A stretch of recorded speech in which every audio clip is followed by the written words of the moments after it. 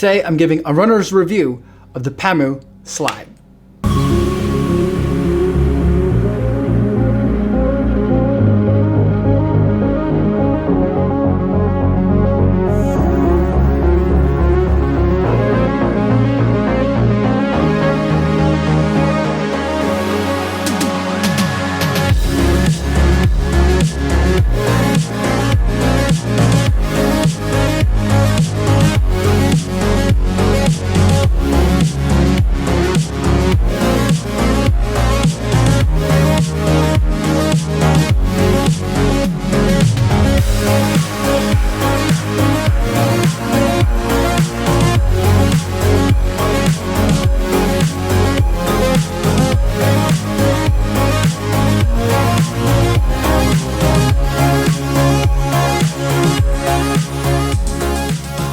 .52 miles, 8 minutes, 27 seconds per mile today. Going for a run around my in-laws' house in eastern Iowa. Taking the PaMu Slide out for a test run today. These are a new pair of earbuds that I received recently.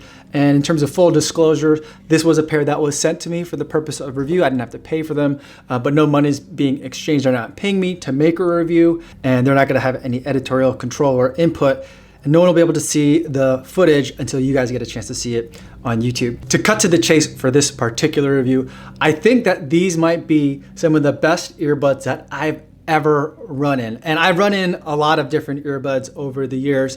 My current 3 top favorites were the Apple Airpods, the Jabra Elite 65T, and the Powerbeats Pro. But this, I think, can stand in that category with those 3 higher end earbuds, if not unseat them as the best running earbuds. And let me talk to you a little bit about why that is. The first thing that I will mention though with these earbuds is that they're heavy. Each individual earbud is pretty heavy, it's substantial, it has a little bit of a fin down here. But they fit in your ear canal fairly well, really well in fact, almost to the point where they have that kind of passive noise canceling sensation. So even right now as I'm talking to you guys, everything seems really hollow because these earbuds are not jammed in there, but they have a really great fit in terms of closing out the world around me. Another thing that's really heavy about these earbuds is the case that they came in. It is one of the heaviest cases I've ever seen. I thought the Powerbeats Pro case was kind of ridiculous. This gets even more ridiculous, although I do kind of like this slide mechanism, and this has like a faux leather finish to it on top, which is actually quite nice to touch. So I do like the case. The reason why it is so heavy though is because there's a 2000 milliamp hour battery in it. And if you get an upgraded version, which I don't have, there's Qi charging in it, so you can even top up your phone, or I have a Stride FootPod that does have Qi charging in it, so I'd be able to charge that as well. And I think that'd be a really nice feature to have, although I don't think that's what I have in the version that was sent to me. Now in terms of battery life, they're claiming 10 hours of time. I went up on 2 different runs with this. The run that you saw was about 10 miles. Like I said, 10.5 miles, about an hour and a half. And I think they used about 10% of the battery. The following day, I went on a 20-mile run, so I was out there for a little under 3 hours. That only ended up using about 20% of the battery. So I think we could definitely get to that 10 hours of playtime that's claimed. So just epic battery life. Does make them heavier, but certainly worth it because the sound on these earbuds is so really good. I was really surprised by it when I started playing music in these, especially at the price point. I think the list price is about gonna be $120. It's on Indigogo right now, which is a little bit weird, and I was very hesitant to kind of take on these earbuds because of that. I don't really like Indigogo or other of those Kickstarter type of campaigns for electronics and tech. But I'm glad I did because these just sound so really good. There is a fullness to it that I wasn't expecting, even at all volume levels.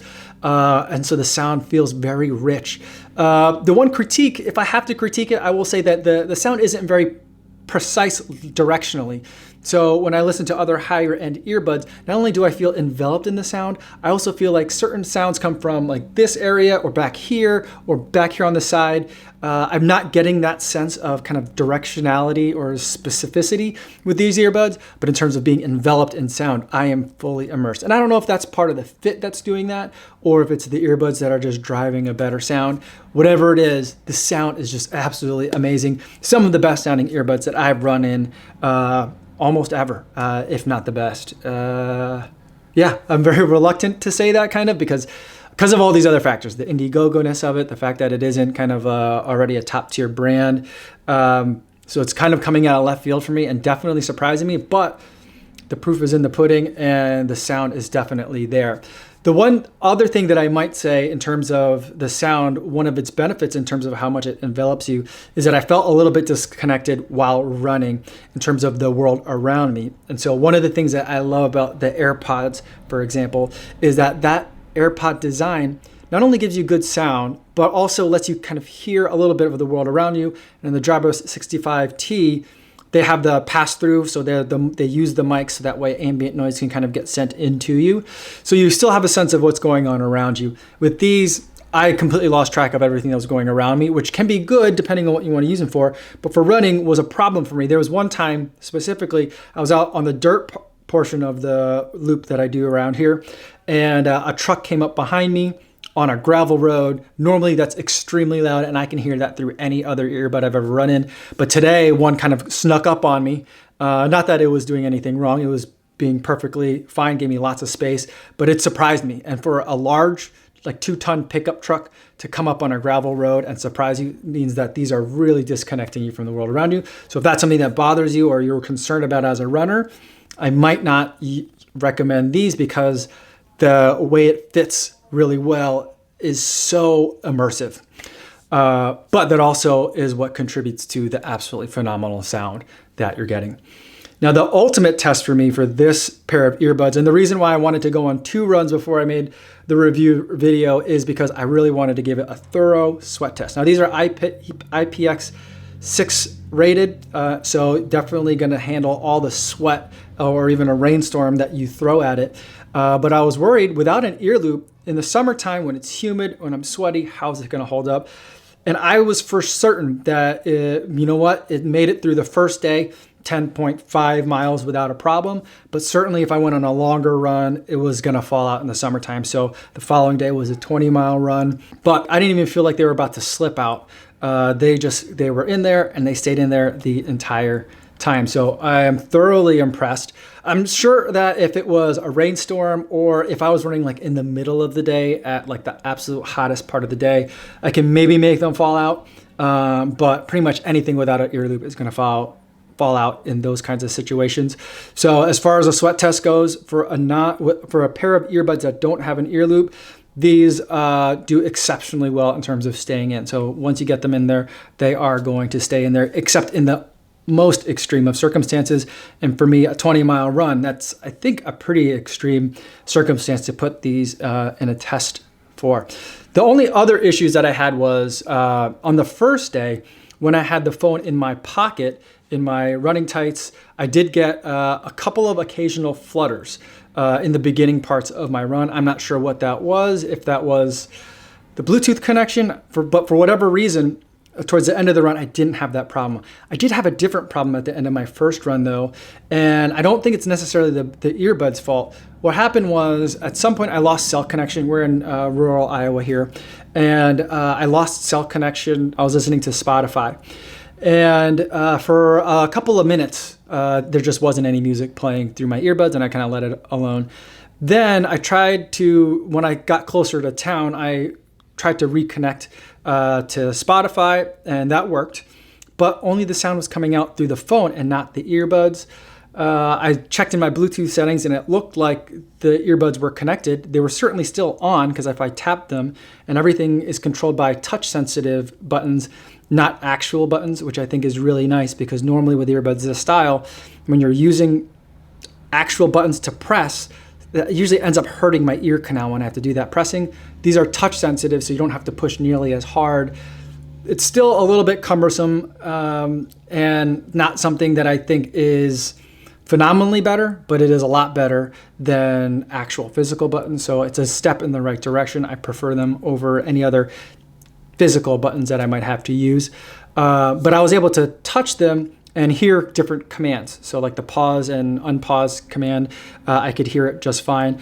And in fact, there's only one tone. So if you double tap on the right-hand side, it advances a track. Long press on the left-hand side lowers the volume. Long press on the right-hand side increases the volume. Tapping once either side will play or pause. I wish there were different beeps or bings that it would give you depending on what you've done, because sometimes I would try and double tap and it wouldn't register the double tap, and instead only register one tap and it would pause the music. And I would wait a little bit to see if maybe, or is it getting the next track ready? Then I realized, oh, I just paused it. So then I would have to tap it again to get to replay, and then I could try again to double tap it to advance it. So it has its issues.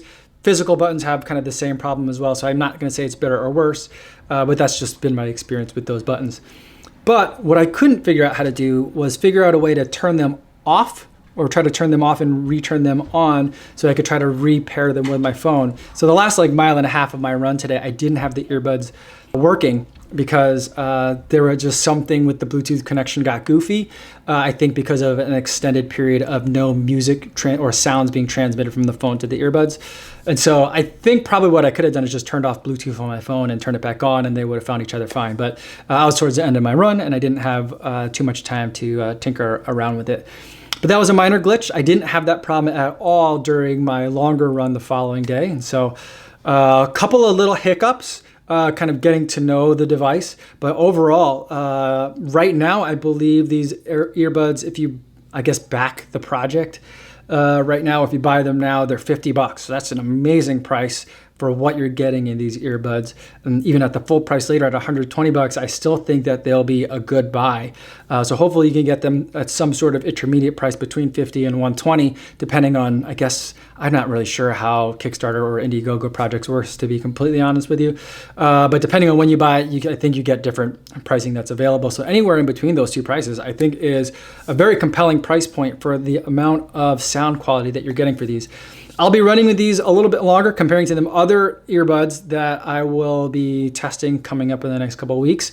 So the ultimate test for a lot of these earbuds for me, in terms of some of the brands that I'm not so familiar with, unless it's Apple, unless it's Jabra, something like that, is how do they hold up after a month. So I'll do a lot more testing. It's going to be super sweaty over the next month here in Chicago. So I'll definitely do a follow-up video in terms of how these do, because right now I've been going back and forth between, I wear the Jabra Elite 65T when I'm commuting because those are easy to put in. Their sound is really great. I can hear the ambient world around me. But when I run, I'm running in the Powerbeats Pro because I have the ear loop.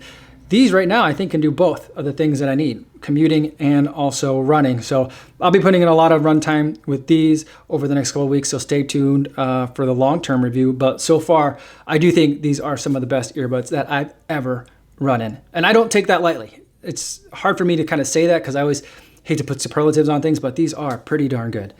Before I go for today, I want to remind you guys that the charity runner for this week, it's Josh Armstrong, and he's going to be raising $100,000 for clean water projects and World Vision by running the Chicago Marathon later this year. I've already donated $70 to his fundraising efforts, and I'll post links in the description in case you'd like to learn more. That's all I have for today, everybody. Thanks for making it to the end of the video, and I'll see you guys tomorrow. Yo, what's going on?